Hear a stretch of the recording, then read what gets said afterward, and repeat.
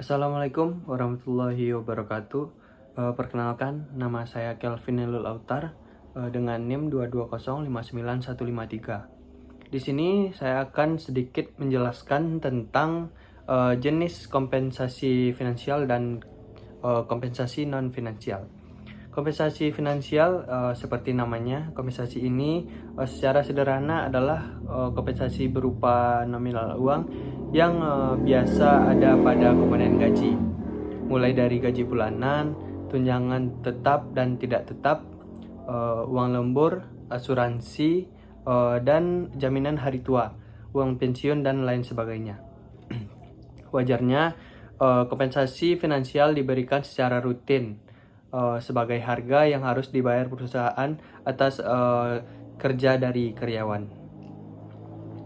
Jika digali lebih dalam, kompensasi finansial dapat dibagi menjadi dua, yakni finansial langsung dan finansial tidak langsung. Kompensasi perusahaan bersifat finansial langsung adalah berupa gaji, tunjangan, dan segala jenis pembayaran kepada karyawan yang dinominalkan dan diberikan pada karyawan secara langsung.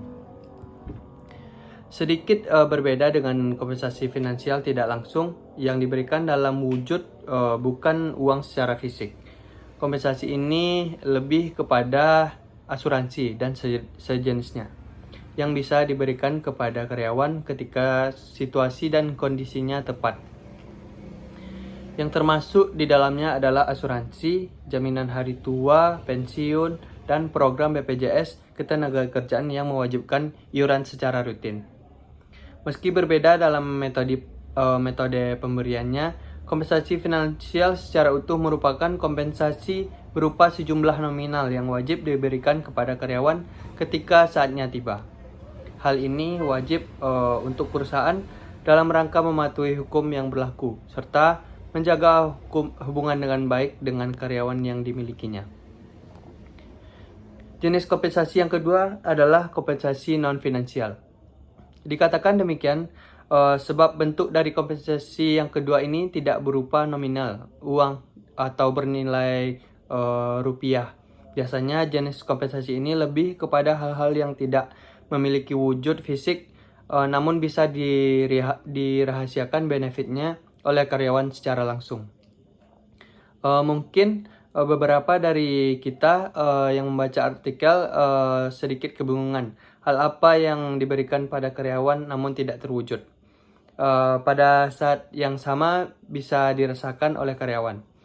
Pertanyaan ini terjawab ketika sedikit mundur ke belakang dan melihat perusahaan dari luar.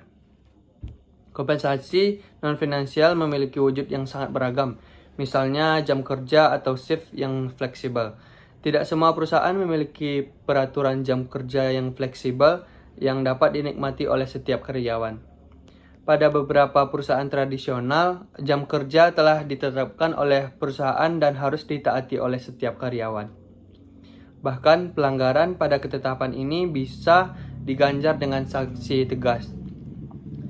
Pada era sekarang, jam kerja fleksibel merupakan salah satu nilai tawar yang dimiliki oleh perusahaan dan diberikan sebagai wujud kompensasi non-finansial.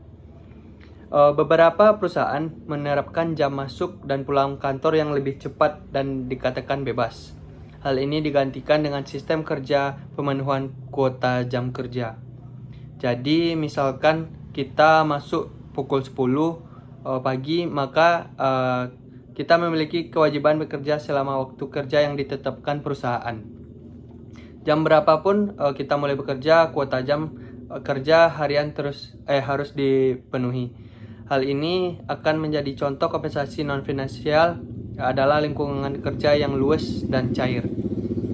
Lingkungan yang ingin ditimbulkan adalah lingkungan kerja yang nyaman dan hangat sehingga karyawan bisa bekerja dengan lebih nyaman. Tidak ada lagi kantor dengan karyawan yang bekerja menggunakan jas rapi, duduk pada bloknya masing-masing, dan sejenisnya. Banyak perusahaan yang menerapkan kompensasi ini agar karyawannya merasa nyaman dan betah saat bekerja di kantor tersebut. Kedua jenis kompensasi perusahaan yang diberikan tersebut tentu hanya sebagian kecil contoh saja. Sedikit penjelasan oleh saya. Terima kasih. Assalamualaikum warahmatullahi wabarakatuh.